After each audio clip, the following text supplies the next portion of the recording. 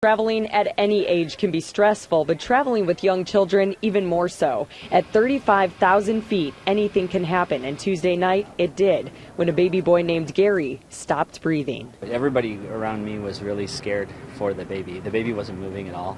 Andy Russick says he was on his computer when all of a sudden a woman yelled for someone to help her grandson. With no hesitation, Russick says 2 other passengers immediately took action. There was a man in back who must have been a combat paramedic or something who rescued the baby, took it out of the mother's or the grandmother's arms and brought it to a place right next to me where there was somewhere to lay the baby down, and then I was sitting next to a doctor who jumped over me and jumped and helped the guy. Those with the airline helped too. The flight attendants had oxygen and they had temperature and they were cooling the baby down, and it looked like they gave somebody, I think the bigger fellow, the funnier guy, he gave the baby some sort of CPR.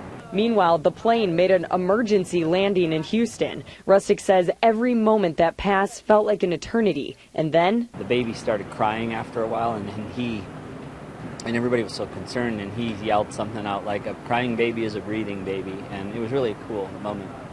It was awesome. It's not something you see on a plane. This was one plane ride that Russick says has now forever restored a large part of his faith in human kindness and the power of a helping hand.